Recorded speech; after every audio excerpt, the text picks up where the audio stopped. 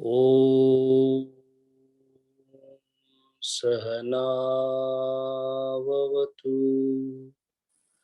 सहनौ भुनक्तु सह वीर्यं करवावहै तेजस्विनावधीतमस्तु मा विद्विषावहै। ॐ शान्ति शान्ति शान्ति। समस्तजनकल्याणे निरतं करुणामयम् नमामि चिन्मयं देवं सद्गुरुं ब्रह्मविद्वरम्। ॐ श्री चिन्मय सद्गुरवे नमः। कायेन चित्तस्य पदेन वाचां मलं शरीरस्य च वैद्यकेन योपाकरोत्तं प्रवरं मुनीनां पातञ्जलि प्राञ्जलिना नतोऽस्मि। हरि ओम. We are studying Vibhuti Pada, the third chapter of Patanjali Yoga Sutra. As earlier stated, this adhyaya comprises of what is commonly referred as siddhis or occult powers. The powers have no limitations. A yogi virtually becomes master of all the powers that are existing in this cosmos, in the universe. What is universe? As we have seen, it is nothing else but expression of Prakriti. All this, what we see, including ourselves, is nothing else but Parinama. We have all come from a single source which had capacity and capability of changing itself into whatever it desired, but in a specific manner. It's not haphazard. The original substance from which everything emanated is known as Prakriti. We've seen that. And what is this Prakriti? The name is Prakriti, all right, but what is it comprised of? Because that is what is again manifesting into different parinamas everywhere. A tree, a river, a mountain, a snake, a poison, and a milk. All of them have come from the same source. But they look so different. One is flowing, one is steady and tall, one is giving flowers, one is white in color, one is very, very dangerous to the body as a poison. When we see so much of variety into the things that are existing, how do we believe that all of them have come from one single source? We are completely convinced that everything in this universe is different. There are 8 or 9 or 10 people listening right now to this conversation, and all 10 are different. There is a speaker, somebody who is speaking, and there is somebody who is listening. How they can be same? And if they are same, how it is possible that the communication would take place? I do not communicate with myself because I am myself. So I have to be somebody else to communicate, which is what is happening on my everyday vyavahar. And yet, it is said that all is coming and emanating from one. So either the hypothesis that everything has arisen from one substance is wrong, or me looking at everything as different is wrong. There is no third possibility. Either the Ferrari, the car, the driver, the husband, the wife, the office, the salary, the notes, the bank account, these are different things which we experience every day. Or if they're all one, then I am missing something. And that is precisely the basis of Yoga Shastra when it comes to meditation. We do not and we never know a real nature of anything that is around us. So convinced we are about Himanshuji that Himanshuji cannot be Dr. Jadhav. It's not possible. I'm convinced about it. In fact, I'm confirmed about it. Frankly speaking, if you're not a student of Yoga Shastra, anybody will call you a mad person. Look, this guy is telling that, that gentleman and he, they are same. It is as absurd in the Vivhara not to call different things differently is absurdity. In fact, the entire education that we do is based on this particular variation.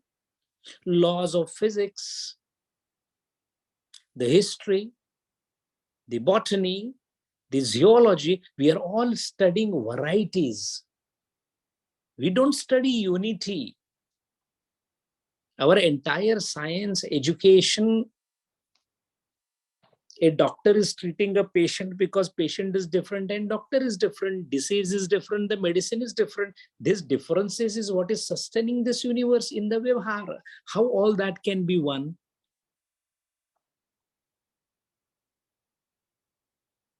And this is where Yoga Shastra tries to reinvent our conceptual understanding into a different plane altogether. Now, this is a plane which you reach or which you attain at a higher level of consciousness.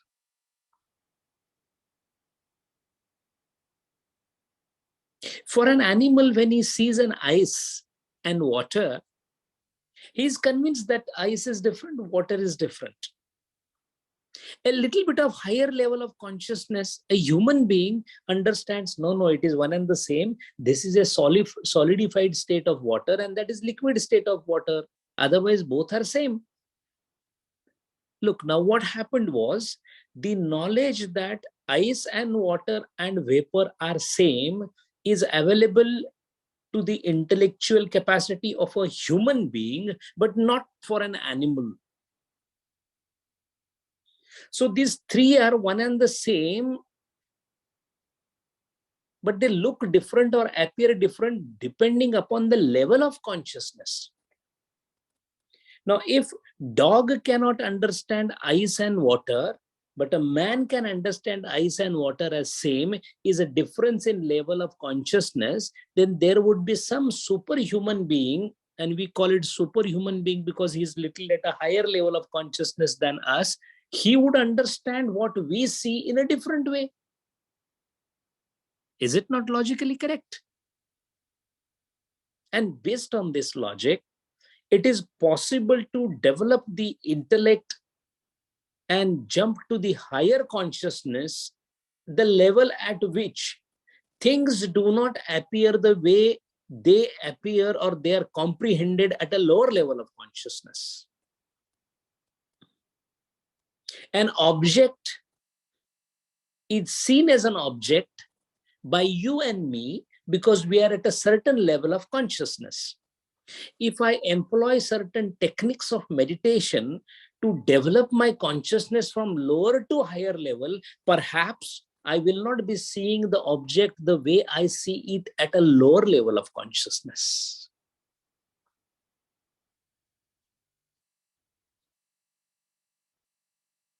When a tiger comes in front of me, my level of consciousness tells me that he is a ferocious, different animal. I am a different animal. I must run away from this animal because he may eat me. At a higher level of consciousness, the tiger and me are not essentially different. And then at that level of consciousness, I'll be able to communicate with the tiger as an object in a manner whereby the tiger himself will not be feeling any way threatened by me. And then I can be friends to the tiger irrespective of the difference in the species. The tiger cub, the children of tiger, the tiger cub is not afraid of the tiger because they are of the same type. Human being is afraid of tiger because they are not of same type. This difference in the type or the form is at a lower level of consciousness. At a higher level of consciousness, when these forms disappear and the transientness of form is perceived in a proper manner, then everything appears to be same. And when everything appears to be same, why there should be enmity? When we walk on the street, we are not scared of the people going besides us. We may not talk to them, but we are not running away from them because we know that they are same as me. Imagine a higher level of consciousness where the trees, the flowers, the poison, the snakes, the water, the mountain, the lakes, and everything is appearing same. Now, what is appearing same? No, their nature remains the way it is, because appearances are ultimately perceived in the mind. A mountain is a mountain because we perceive it as a mountain. Does that mean the mountain doesn't have an independent existence? It has. But how I will perceive mountain depends upon my perceiving capacity, my perception apparatus. If I have really developed my perception apparatus, I may see mountain in a different way than the way I look at it. Look, the whole discussion is again and again coming towards a point, and the point is the things that we see around, we do not know the real nature of the things, and that's a fact. Then what do we know of the nature? Because I'm doing vyavahara. The whole world is running on this vyavahara. I go to the bank, withdraw the money, go to the market, buy the things, eat the things. I meet my friend, I buy a thing. All these things are happening. How can you say that my vyavahara is not correct? It is correct. But on a deeper analysis, we realize that all that is around me as an object, I know a certain fixed situation of that object. Pradeep ji or Manish ji is a crystallized state of affair of that particular entity which I am perceiving. What I am perceiving as Pradeep ji is bound by space and time. It is a localized existence which I call as Pradeep ji. But the fact is, Pradeep ji does not have a localized existence with reference to the space and time. My inability to know Pradeep ji before this location of space and time, before and after, is my inability. I am looking at the ice, but I am not able to visualize the water. So the ice constantly gives me impression of ice, ice, ice. But it is water. It's something which I am not able to emphasize or perceive in my mind. Now, if I really decide to focus on ice and think of that as water, then it is possible for me to see ice as water and ice, and both appearing as same substance which had changed only in the form. Now, because the change is happening right away, without much time in between, I'm able to see both of them together. But when the change is happening over a period of time, when the form or the roop it's changing over a longer period of time, I am not able to perceive the change. Why go anywhere else? Take our own example. Are you able to perceive your child, which you yourself tended with your hands, when he grows into an adult size? All we say is by past memory that, when you were small, you used to always blabber, Baba, Baba. That's fine. But are you able to visualize that child? Maybe from the photographs and the memory, a bit of it. But you feel as if that has been left behind. You may see some selected pieces of time of the past, but you cannot see the continuity of the past getting into the present. You cannot see a child slowly transforming into the current age of 24. You can just get piecewise, memory-based reminiscences of what has happened. That means the past, the atita, is not available in front of our perceiving apparatus in a continuous form. What it means is, I am able to only perceive the present, the current state of anything, any object. And mind well, all the objects in the universe, including the subject, because we are also the part of the universe and the Prakriti. All these are constantly in the flux, they are changing. Here it may sound very close to the Vijnana Vada of Buddhism. This is where Buddhism comes very close to Yoga Shastra. Of course, it is not same as Yoga Shastra, because at the result phase, it goes away from Yoga Shastra. But the fact remains that object that I see is an object that has appeared in the present tense. The object was there earlier. And after some time, this object is going to go. Now the object which appeared in front of me, where was it earlier?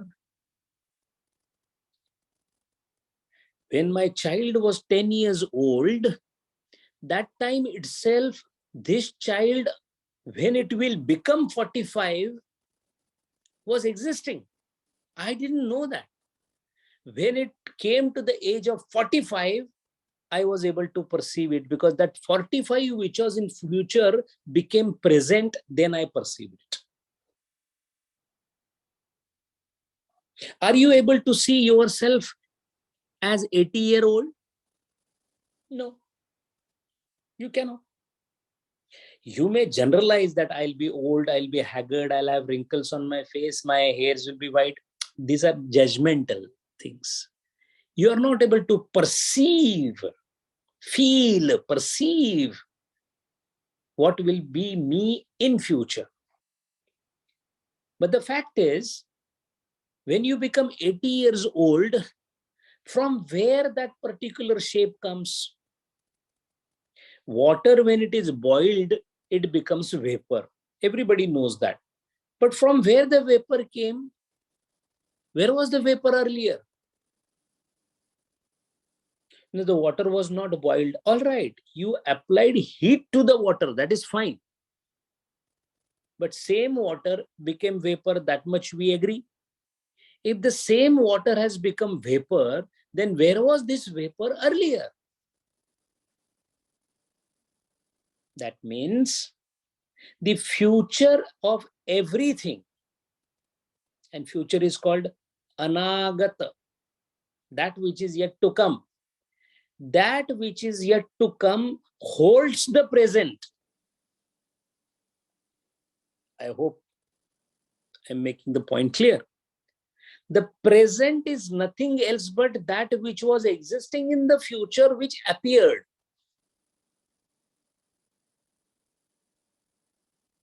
That is called avyapadesha in Patanjali Yoga Sutra. What it means? It means everything that I see as a present, current thing is nothing else but future that has become current. So everything that is present or current is lying in the bosom of future. So it is the future which becomes present. And then what happens to that which has become present? The present then disappears into the past called Atita. Where did my childhood go? I was a child. I know that. By Anuman, I know because I'm 60 now. That means I must be 20. Anuman. But where is that 20-year-old Dr. Jadhav? Is gone. Where? Atita, past. So that means what is happening about the objects that we see here? Every object is already available in future, then it is becoming present, and then it is becoming past.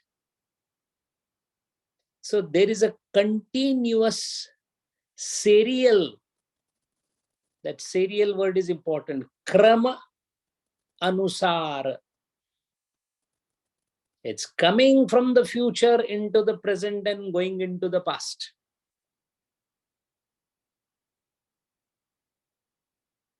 Anagata Vartamana Atita. Anagata Vartamana Atita. This is continuously going on. That means first basic wrong assumption that we have, about which we are all convinced, is it is existing. Any object is existing. No, sir, object is not existing. Object has come into existence from its future into present, and it's going to go into the past. This is called flux, continuous motion of existence of objects in this world. That is why Prakruti, which has created the universe, is comprising of all the objects and subjects which are constantly moving from future to present to past, future to present to past. Then comes the question, present I can understand. How do I know that there was a future? And this is where exactly the word dharma comes into the picture. The changes that are taking place in Prakruti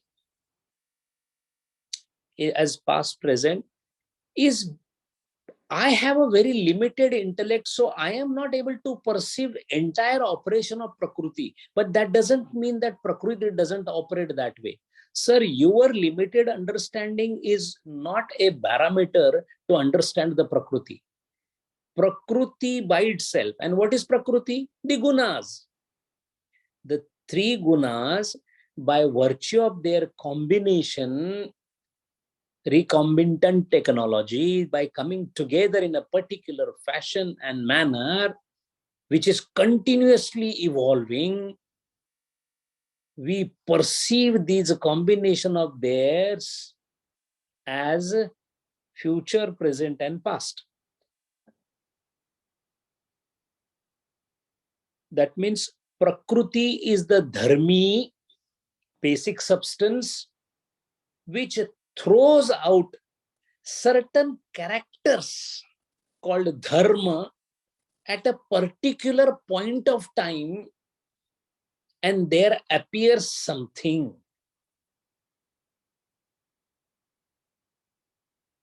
Think about this. Prakriti throws certain characters. What is the current character that I have? A 5.5 feet body, etc., etc., 2 hands, eyes. What is this? The Prakriti has thrown me with certain characters. So presently my dharma character is of a Manushya dharma. If the Prakriti decides to throw me as a tiger, I will be a tiger. I will be Vyagra dharma. Vyagra dharma, because the shape of the tiger has been given at that point of time. Currently, Manushya dharma. But from where both have come? From the same Prakriti. The combination altered. And it is not very difficult to understand how this happens. What does the physics and the chemistry tells us? Change of certain molecules. Sodium as an element, yes, it exists. Chloride or chlorine, it exists. They have different characters. When they combine, it becomes a salt. Sodium chloride, which we eat, different characters. Sodium is gas, chlorine, gas, coming together, salt, solid, white in color, fit for consumption. Chlorine is not fit for consumption. Chlorine has a typical smell, different character. The science tells us that all the elements differ from each other simply because of their valencies or distribution of atoms or molecular structure. A change of molecular structure would make one element into another element, or combination of elements, which is called as a compound. If this is what science tells, Patanjali Maharaj goes a step forward and says that why talk about the elements and all that? I call it as Sattva Rajatama. Three basic elements. They keep combining with each other, and every combination of theirs. How many types of combination are there? Innumerable. Because the probability of combination of Sattva Rajatama is so huge, the number is so huge, the character that can be produced by the combination is also equally huge. What does that mean? It means the universe that I am saying right now,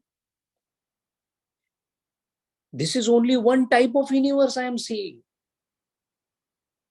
Currently, my universe consists of so many galaxies, stars, sun, moon, the dog stars, the Sirius stars, etc., etc., etc. But that is one type of universe, sir. In our universe, there is a horizon, there is a space, there is a star. This is our universe. There could be another universe where there are different shapes, different characters. But we have solids, liquids, and gases. That is your universe. We have 3 dimensions here. That is your universe. There could be 16 dimensions in some other universe. How that is possible? Because Prakriti can do anything. It is the same substance that is changing into different characters. And once it develops into a particular character, it stays in that particular structure for some time before it changes further. When I was born, I was barely 1 feet in length. Then what happened? I changed and I grew in length. So that means what is true about every object in this universe? The only thing that is true about every object in the universe is it is constantly changing. And in this change, it appears different, but its essential constituent is always same. It is only Prakriti.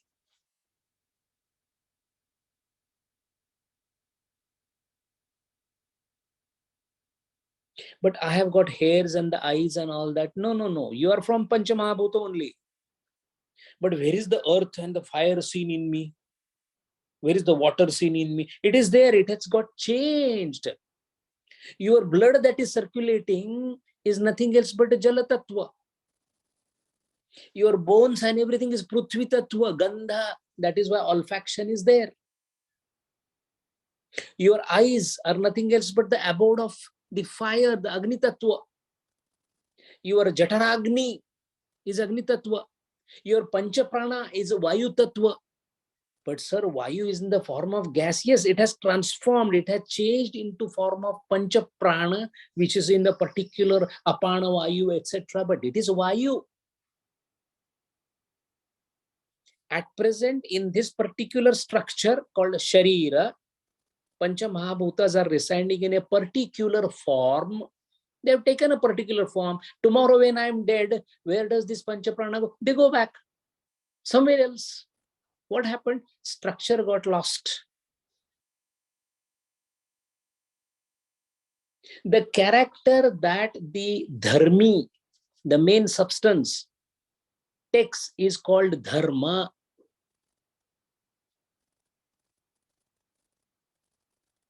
So right now I am in my particular sharira. So my dharma is Manushya Dharma. I am in Manushya Dharma. Now the question is, I have become 60-year-old in the month of December. When I became 60-year-old, prior to that I was 59. The 60 came from where? My 60th year came from where? The 60th year was existing in future. It became present. What it means? That continuously the future is becoming present. And where did my 59th year go? It went into past, Atita. That means Prakriti has changed into a particular character to give me a roop of Manushya. But from the time perspective, I am coming from future into present and going into the past. This time perspective is called Lakshana Parinama. So Dharma Parinama is my shape that I have taken. Lakshana Parinama, with respect to the time, the changes that are happening me. So a balaka becomes an adult is a Dharma Parinama, change in the Rupa. And the old age coming into the young age and young becoming old is a time perspective, Lakshana Parinama. And in a Lakshana Parinama, there is a third Parinama called Avastha Parinama. What is Avastha Parinama? Presently, my Avastha is of a 60-year-old. But right now, at this moment, by 0.00001 second, I have become old. To that extent, a small portion of my hair has further gone gray. My Avastha, my status is showing the signs of ripening. Let us take the example of clay pot. A clay is mixed with water and mud is created. So clay became mud, Dharma Parinam. Mud became Ghata, Dharma Parinam. Now, when this Parinam is happening from mud to clay to mud and mud to pot, from this side, Dharma Parinam is happening. From the time's perspective, another Parinam is happening. What is the another Parinam?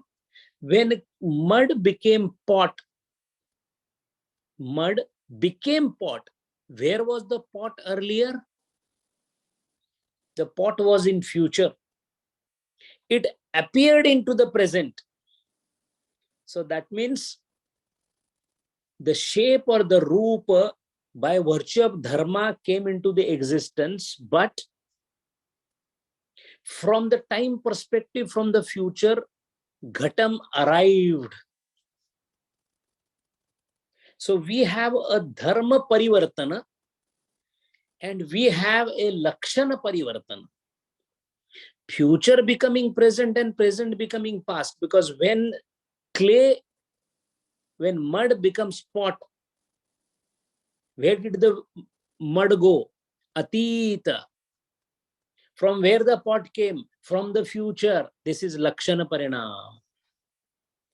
Now the pot is in use.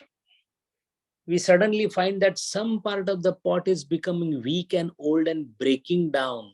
What happened now to the pot? Avastha is changing. It is not a new pot. It is becoming an old, haggard, weird out plot. Now what will happen because of that? Because of this, it will break into pieces called kapal. Pieces of the pot will come.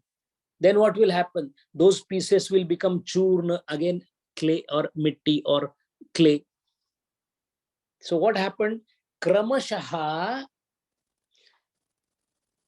the powdery form of clay became mud, then became pot, then became pieces of pot, and then again became the pieces or the grains of clay. This movement from piece of the clay, a grain, to the grain, piece of the grain of the clay has gone through sthityantara. In the similar manner, everything that is existing in the world is constantly under a flux of change. Only thing is, at the current moment, which one you are able to see is what you perceive.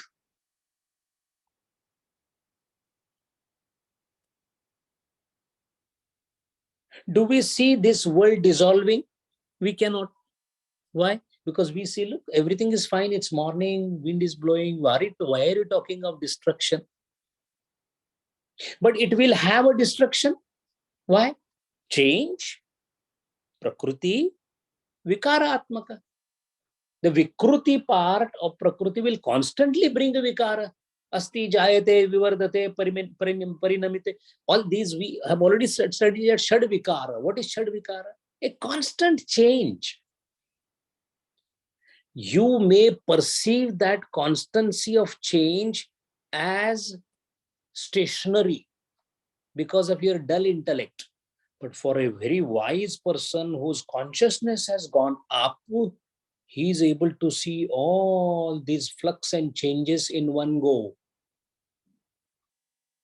Then what happens?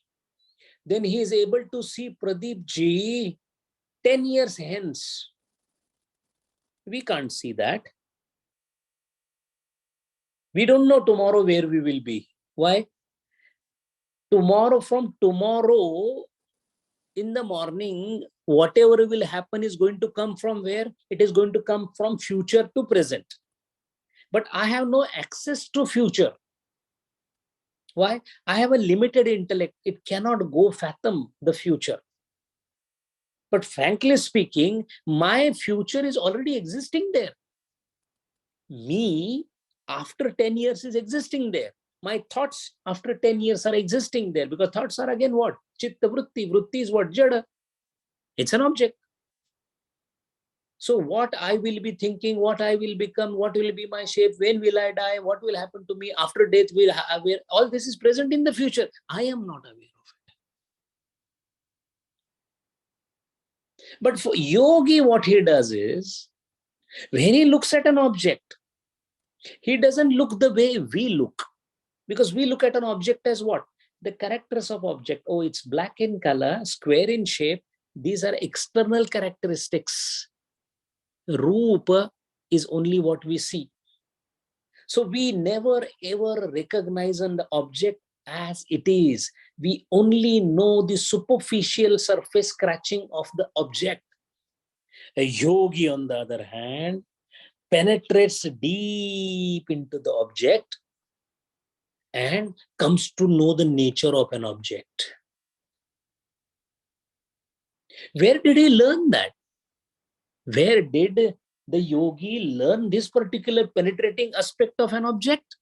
He learned it when he did his meditation. In the meditation, by trying to focus on an object, he was trying to play with his nirodha, samadhi, and ekagrata vritti. Vyuthana going out, nirodha coming in, focusing on the object, samadhi, and ekagrata, one-pointedness. When he practices this on his mind, he realizes that the same thing he can do on any object in the universe. What will be the result? The result will be that the object will be thrown open in front of him. The nature of the object will be realized by him. How is it that it is anubhuta or a realized? He will become the object. How do you become the object? You leave your individuality as an observer. How do I leave myself as observer or meditator? You become one with the meditation. How do you do that? By practicing the different types of sanyama. Sanyama meaning dharana, dhyana, samadhi together. So first you do a dharana on an object, focus on it, dhyana, and merge with it, samadhi. And once you know this technique, you keep applying everywhere. Once you know how to see the atomic structure of any object, the object, you can bring any object, but you are actually trying to see what is the electron, proton, neutron, electron, proton, neutron. But sir, you just now brought gold and now you're bringing silver. He will say, no, no, those are all external names. I am interested in proton, electron, neutron. So for a physicist, he is looking after subatomic particles in everything. If you say, sir, but it is such a lustrous gold, he'll say, forget about it. It is all I know, it is AU, aurum, gold. I'm trying to study subatomic particles. What is the difference between a physicist and this? For us, it is sun, it is moon. For Einstein, all these are heavy objects having gravity. And this gravity is putting pressure on the space to create the objects of star size, put the pressure on the space to create the gravity, which bends, and the time also bends there. We didn't see this. He saw it. Why? Because he focused only on that aspect. He had developed an ability to focus on that aspect. So he did a sanyama on that aspect. He realized and he got theory of relativity and was awarded Nobel Prize. A yogi is not interested in Nobel Prize. All he knows is that he wants to do a final sanyama on everything so that he knows the nature of everything that is around him, including himself.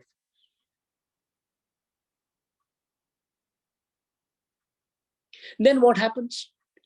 As a result of which, bhuta indriyartheshu, in all the bhutas, and bhutas means all the objects, a yogi is able to focus, and then he is able to see all the three things. What are all the three things? Dharma, lakshana, avastha. Dharma means presently what is it in, what kind of dharma shape it is having. Oh, who came in front of me? A man came in front of me. A yogi also knows that she is a lady, he is a man, this is a baby. It's not that he's oblivious of these things, he is aware. But our knowledge ends there. Maximum we may ask, what is your name? Khalas, that is all we know. Yogi goes beyond that. That is because he first sees dharma. All right, what is the lakshana avastha? He is a baby. Okay, the present avastha of his baby. What is its future avastha? He is able to visualize it. And in that visualization, he says that, oh, this baby is meeting with an accident. So he says, beta, be careful. After 10 years, you may meet with an accident. And everybody says, oh, Swamiji is doing a miracle. There is no miracle, sir. He is able to read the future and the past because all the three are seen by him as Lakshana Avastha.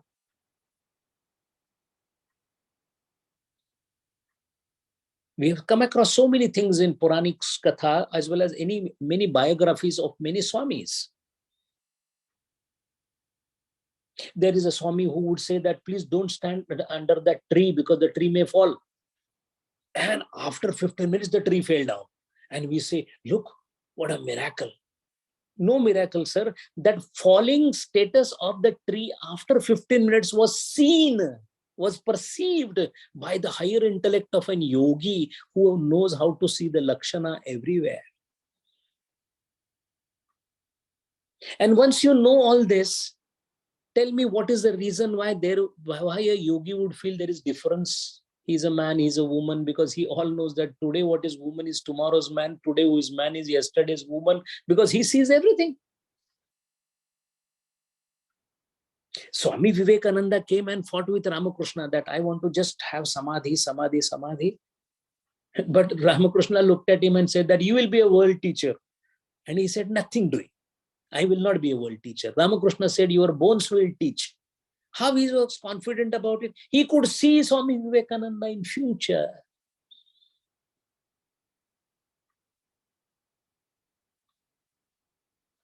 In Delhi, when the Chinmaya Mission's building was being built, and there was a need of some money, somebody decided to give a particular amount of high amount of money. And he said, I want my name of my mother or somebody to be written on it. And Gurudeva said, no, we don't want such kind of condition. Tied condition, I will not take help. So he gave it back. Everybody was worried now how the building will be completed and all that. And Gurudeva said, hold on. It is Lord's wish, it will be completed. Very next day, a check came in the post, which was exactly of that much amount without any condition attached, and the building was complete. And we say, oh my God, what a miracle Gurudeva did. Sir, there is no miracle. He knew it.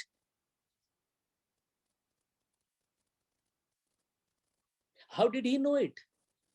We are not blind followers of miracles anymore. We are students of Patanjali Yoga Shastra. So we must remember that knowing this is nothing else but knowing Lakshana and Avastha and Dharma of Dharmi. Dharmi is Prakriti. Dharma, Lakshana, Avastha are the statuses, forms, and time perspective of everything that is happening around.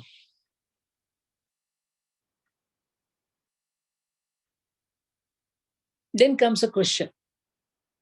If this dharmi is constantly evolving and this, how it is decided that what will become what and what will happen to what? Who decides it? The Prakriti, the dharmi. That means, sir, this universe is happening and going on and everything is happening to it. By whose wish? By Prakriti's wish. Then how the hell can you think that I am here to change the world? You yourself are a part of the Prakriti. You are a droplet of the water flowing with the water. You cannot change the stream. You yourself are flowing with the water.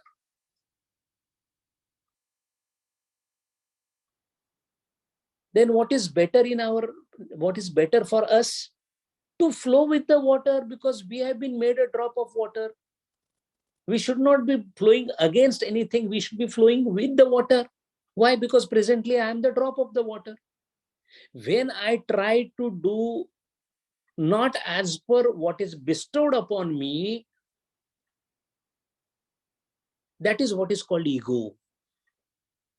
Ahankar is denying the role given by the Prakriti in the evolution and trying to presuppose that I have a different role, and naturally, as a drop of water, if you don't decide to flow, then you'll be thrown by the flowing water here and there, because ultimately you're a drop of the water.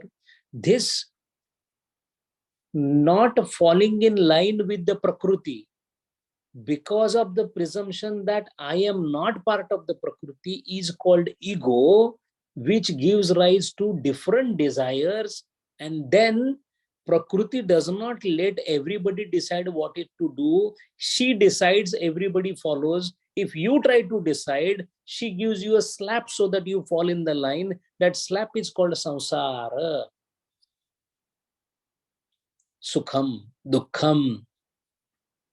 Flowing water doesn't have any problem. One who is trying to flow against the flow, that will have a problem. There will be a turbulence there, which is called papa punyam, etc., which leads to sukham, dukkham, etc.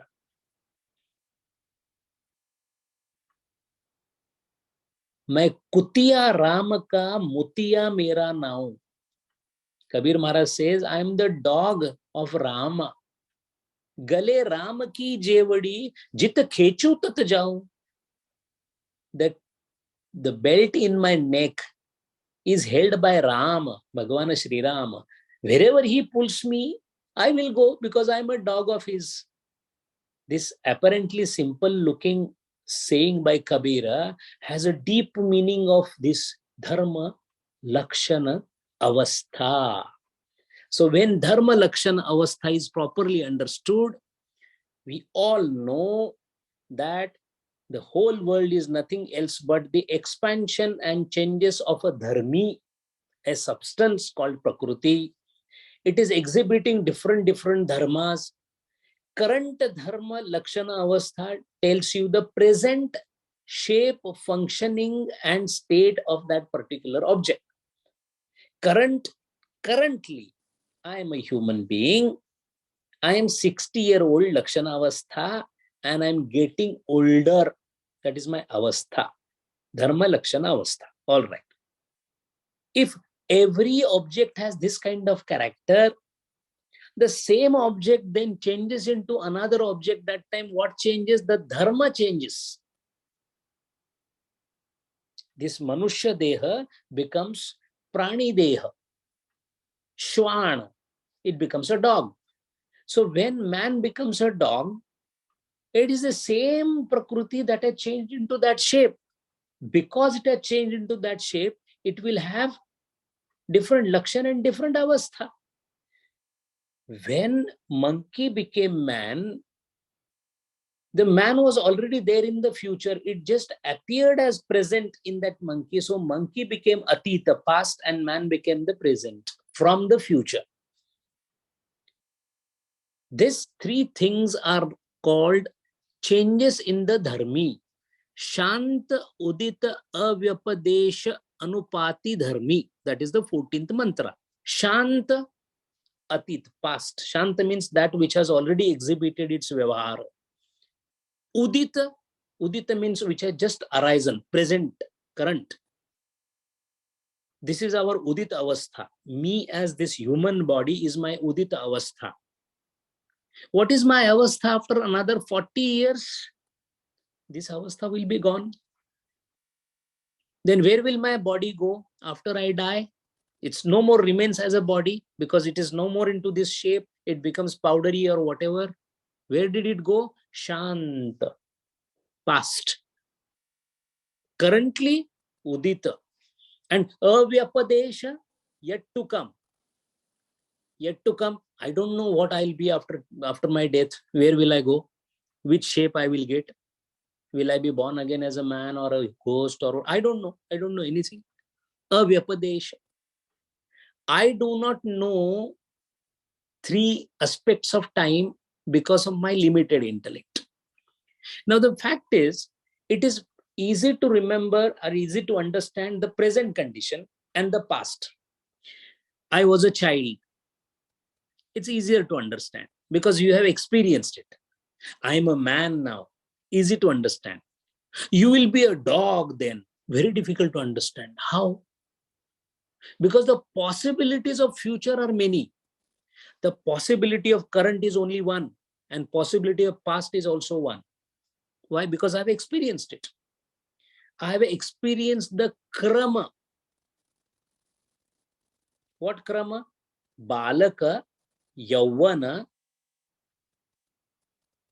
Vruddhapakala. This I have experienced, so I know the past and the present. But future, I don't know. And future has many possibilities. Now, a dharmi can exhibit a dharma of which type? Any type. Because there are so many possibilities. I can become anything. I can become Vayu also. I can become a tree. Future possibilities are many. The question is, if future possibilities are so many, then anything can become anything, which is against the rule. So there has to be some rule about even the future. And this particular rule about the future is called Krama Anyatvam Parinama Anyatve Hetu. This is the 15th mantra, which we are going to study a bit in detail. But in short, what it means is, if a krama has already been set, what is krama? Let us take example of a clay pot. A clay pot's krama is powdery clay, mud, pot, broken pot, again powder clay. This is a krama. A gold lump of gold, then a wire of gold, then a necklace of gold, then pieces of necklace of gold, again melted into lump of gold. This is krama. So when dharmi or prakriti changes, it changes into in a particular krama. This is called krama anyatvam parinama anyatve hetu. This dharmi, gold, has changed into different stages. The dharmi is gold. It has become wire, it has become necklace, it has become piece of necklace, and again it has become gold. So there is a krama into it. So that is why whenever the prakriti is changing into different things, it has a connection of a krama sangati into it. This krama sanyuktata, kramikata, is the reason why we see certain things in a predictable manner. Churnamruta, what is it? Churnamruta is the wet pounded clay, the mud. Pindamruda is a small bundle of clay. This gets converted into ghatamruda, into the ghata. Ghata then breaks down into pieces, kapalamruda. Then again it becomes powdery form, kanamruta. The clay goes through this particular sequence, krama anyatve, parinama anyatve, hetu. Now the question is, of these changes that are happening in the prakriti around us, we can only know the present. And we know the past, immediate past. In this birth, I was a child and I became an adult, so I know of my childhood, which is gone into the past, but I still remember it, or I have an experience of it. But prior to this birth, I have no idea. That means Atita, or the past, is known to me to a certain extent. Present is of course known to me because right now I'm experiencing it. Future is completely unknown to me. But is future different than the present and the past? According to the dharmi dharma relation, according to dharma, lakshana and avastha, it is just a flow of things. I am not able to see Gangotri, Ganga in Haridwar, and Ganga in Bay of Bengal because I cannot at once see all the three. That doesn't mean all the three are not available or accessible at once. My inability to see all the three at once is there. That is why I can either see Ganga at Gangotri or at Haridwar or at Bay of Bengal. But if I go a little up in the air and I have the vision to see, I can actually see a Ganga from Gangotri to Bay of Bengal. In the same manner, a yogi develops higher consciousness, and with the help of higher consciousness, he is able to see Atita, Udita, and Anagata or Avyapadesha, that is future, at one go. Why it is that only he can see it? Because of his ability to do Sanyama. What is a Sanyama? Dharana Dhyana Samadhi. So I also want to do the Sanyama. So you have to learn Dharana Dhyana Samadhi. How do I learn Dharana Dhyana Samadhi? Unless the Chitta is Shuddha, you cannot learn Dharana. How do I do the Chitta Shuddhi? I have to do the Ashtanga Yoga. So first 5 Angas I have to do. Means what I have to do? Yama Niyama Asana Pranayama Pratyahara. So the sequence is simple. Start from Yama Niyama, do Chitta Shuddhi, then come to meditation, practice Dharana Dhyana Samadhi, develop the ability to focus Dharana Dhyana Samadhi together as Sanyama onto any object, first on your mind or any object. The object will become subject and object will become one. The object will throw open its real nature, and instead of knowing only the current state of an object, you will come to know all the time state of anything in this world. As a result of which, the vision of a yogi changes. That is the reason why in Bhagavad Gita, the word used for such vision is sapashyati, yah pashyati. This is called seeing a thing. What we do is we only look at the current state because we don't have the ability. A yogi develops the ability and he is able to see everything around the world in a flux form. Because he is able to see everything in the flux form, his complete vairagya he has. Because what is that will interest him? If a lady comes in front of him, he will see that, oh my God, she's going to become a dirt after some time, and she has come from the dirt. So there is nothing that attracts him. Or in a positive connotation, he will see that all women are nothing else but a different power of the same Prakriti in a feminine power, as a Kalima. Feminine power. These different powers of Prakriti are then appreciated in their original form. That is why Ramakrishna Paramahamsa could see Ma everywhere, all objects. A cat also, he looked at cat and said, oh Ma, Kalima, how is it that today you have taken a shape of a marjar, a cat? We thought this is a story. It is not a story, it is a fact. That's why when Vivekananda asked him, have you seen God? He said, yes, I have seen God, but more clearly than I seen you. This is the backdrop of Prakriti undergoing Vikruti, Dharma, Lakshan, Avastha, Parinama. If this is understood, then rest of the chapter Adhyaya of Vibhuti Pada is easy to understand. Henceforth, Patanjali Maharaj is now only going to describe the siddhis. By doing this sanyama, you will get this power. By doing this sanyama, you will get this power. And it is not a power. It is just opening up. Tomorrow, if we are blessed by somebody that you can see future of everyone, won't it be that we will be seeing the future? Then we can see ourselves, you can see. And so it's not a siddhi from the point of siddha. It is a siddhi from the point of view of the one who doesn't have the siddhi. So for us, it is a miracle. For the yogi, it is nothing else but the state of affairs. Hari Om. Om Purnamada Purnamidam Purnat Purnam Udachyate Purnasya Purnamadaya Purnameva Vashishyate. Om Shanti Shanti Shanti.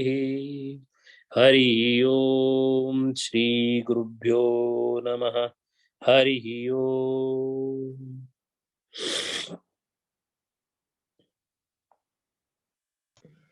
Thank you, Sanjay ji. We'll wait for some questions.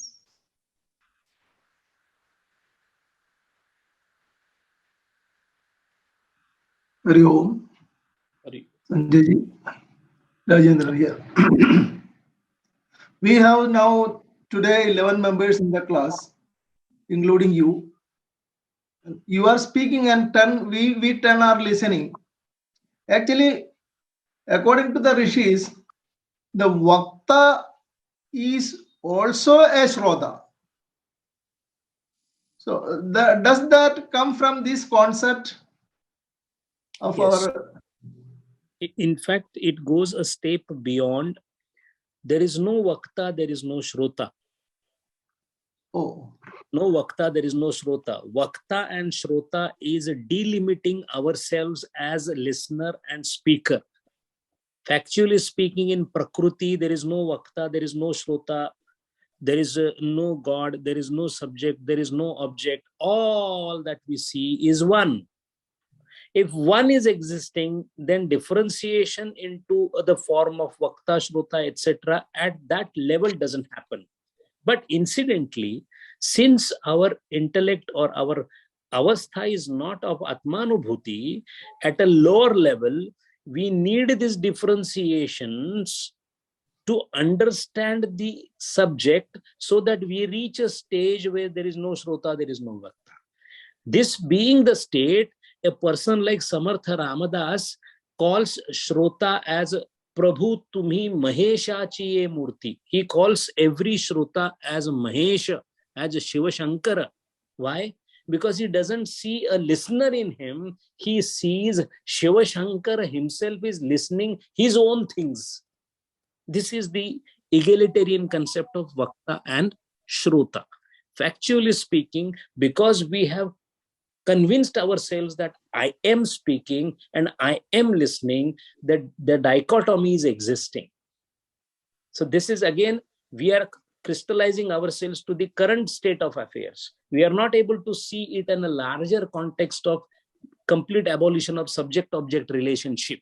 That we will be able to do only when we become accomplished yogi. That is why Gurudeva, when he spoke, we felt that he is the Vakta, we are the Shrota. But what was Gurudev feeling, we will never come to know unless we become Gurudev. Because at that level, there is no Shrota, there is no Vakta. Hari Om. If anybody is asking, if anybody is not asking, I have another question. Yes. See, Khalil, anyone else? Please. No, Rajananji, please go ahead. Yeah. Khalil Gibran has once said that we all have come not from our parents, through our parents. So I was wondering, has he learned this Patanjali Yoga Sutra, or has he learned something else and come to that conclusion? Yes, there are people who need not read Patanjali Yoga Sutra and yet reach there. A good bhakta who is constantly under devotion also reaches the same point where a yogi reaches. Every Jivan Mukta is a yogi by itself. Gurudeva was a Sankhya yogi. He was from Jnana Marga, but he was also accomplished yogi. An accomplished yogi is also Jnani. So it is just the name, that the path that differs. The destination is same. We are seeing one of the path called Yoga Darshanam. It is one of the way to reach to the top. That doesn't mean there are no other ways, but the destination is always the same. Hari Om. I have actually one more question. Yes. This Buddhist claims that everything is coming from vacuum, emptiness, and goes back to vacuum, emptiness. How does that differ? This, when I listen to this, I am little, disturbed, because we are talking about consciousness, full of consciousness. We ourselves are consciousness. Then how come the vacuum? It is not the vacuum. The word used by Buddhist is called shunya. Shunya, Void. shunya. Void. Yeah, shunya. The shunya vata is coming from the same technique. Just now we saw that everything is transient because everything is undergoing transformation. If everything is undergoing transformation, that means every micro minute things are changing. That means if everything is changing and nothing is stationary, then what is the ultimate substance that we have? Because whatever we see is nothing else but a particular avastha at a particular point of time. It won't be there the very next moment. We are growing older every microsecond. If that is the case, then I am also not existing. Why? Because if I say I am existing, I have changed. If I say I'm existing, again I have changed. So that means there is only change in this world. If everything in this world is changing, then what is non-changing? And the answer to that given by Vijnanavadi, which is the branch of this Buddhism, which is basically Nagarjuna, Asanga, Dinanga, Nagarjuna, they propounded a philosophy that, frankly speaking, there is nothing void. That is the only truth. Because anything existing is changing. That means non-existence is the only existing thing. So they called it as void. And void because they say that is something which is not changing and not existing also. But Advaiti are completely opposed to that. Shankaracharya was completely opposed to them, and he said, look, you are very right. Everything is constantly changing. But that which is not changing is not void, but it is a positive thing. You are thinking it as a void means negative thing. Lack of something is what is final in your conclusion. But Advaita says it is the positivity of something, and that positivity is called Brahman. And it is not a void, but it is a positive feeling of existence, Satchit Ananda. So there is a Satchit Ananda Swarupam to that Brahman. It is not a void, not to be experienced. It is something to be experienced, but not as an experience of the type that you get in the normal life. That is the difference between Shunyavada and Advaita Brahmavada or Mayavada. Hari Om. Yo, thank you very much. Hari Om, Sanjay ji. Ji. I seem to get the concept and then I lose it again. So I'm sorry if I'm asking this question again. You mentioned here today that, the Prakriti has a natural process, and all of us who flow with that process are okay. And when we don't, you said ego is the denial of Prakriti, right? So when most of us or many of us or whatever deny this, and we have this ego, because when we take a human form, I guess there is an essential element, like you said, we're thrown back into samsara, right?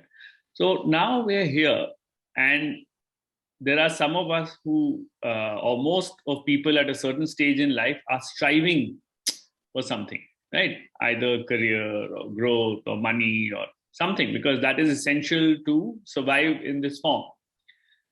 And then, yes, there are people who realize this, they go through midlife crisis or whatever, they realize that maybe what I'm doing is not right. Maybe I should be doing something else. And they try and come back to that form.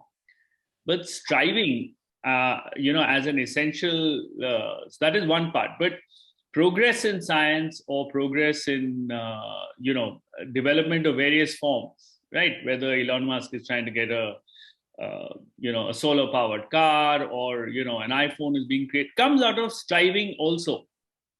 So, I know as so this striving of even, let's say, the spiritual people of themselves moving ahead, is essential at a certain time. And even spreading the faith of, trying to change lives or bring about transformation.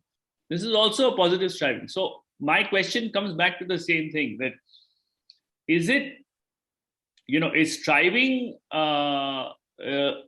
so-called, a bad thing that comes out of ego? Or, how does one reconcile these two thoughts? Yes, striving, which essentially is called as a progress in terms of scientific progress. Science is nothing else but delving into the different aspects of Prakriti to find out the nature of things that she is producing. There is a volcano that the Prakriti produces. By studying the volcano, you do come to know that volcano can be anticipated couple of months earlier. So what you did is you studied one aspect of Prakriti, and then by studying it, you made use of it to warn the people around the volcano to vacate that particular place. So that is what you did actually, is you did strive scientifically to know the nature of the volcano. So science, all it does is to explore. There is no invention in this world. There is only discovery. Nothing can be invented. It can only be discovered, because invention has been done by the God. So only the changing things in this world of the Prakriti, you can come to know the newer and newer aspects. The fact is, the scientific study which throws this newer aspect, you can use them in a manner which could be temporarily beneficial to you, or majority of the times it is detrimental to you. For example, even though Elon Musk comes out with a lithium battery that can last for about 100 years, what it will do, that it will just let me go in a vehicle from here to maybe New York in 3 seconds. But by going and reaching there in 3 seconds, what do I get? Maybe I can pick up a job in New York. So what? I was anyway doing a job here. What is the qualitative difference from the spiritual standpoint that has happened? Nothing. The discovery of a tuberculosis vaccine has given me definitely a positive advantage. So some of the discoveries of the Prakriti may lead to some amount of alleviation of the pain, and the fact that we feel we invented, why don't we think it this way, that Prakriti wanted to be get invented at that particular point of time? How do you know that you invented it? Because if tuberculosis vaccine was to be developed by Robert Koch, was to see the bacillus first, why earlier Robert Koch was not born? What is the answer for this? So the changes or the discoveries that we are seeing is also a part of Prakriti's changes. The fact only is appropriating these changes or appropriating the things in Prakriti as mine is the problem. Things have no problem in itself. Volcano has no problem, desert has no problem, ice cream has no problem, poison has no problem. It is the problem comes when I see them as me and they. The problem lies in duality. Problem lies in creation of ego. So what should be done? The saints have advised us that initially you do get into the Prakriti and do desire, do strive, but strive for betterment of others as a first step. What will happen because of that? Because of that, your chitta shuddhi will happen. Then what will happen? Then you will lose the interest in doing something in the Prakriti. You will not be interested in becoming a scientist also. Why? Because you want to learn really the higher knowledge. So naturally, a person like Vivekananda, who could discuss at length with Nikola Tesla also, was never interested in getting into the electricity, because he was into something which was far superior than electricity. So it is not that the saintly people cannot discover things or invent things. There is the question is that they feel it is too inferior a thing to waste time on. The highest education, the highest jnanam is Atma Jnanam. After that, there is no jnanam left. So what is the point in doing secondary school when you are already PhD? You're striving for PhD. So that is why striving is not a bad thing. Striving for that which increases ego is 100% bad thing. Striving for that which reduces ego is a good thing. And striving is done so that one day you will not strive anymore. That is the best thing. Hari Om. Hari Om.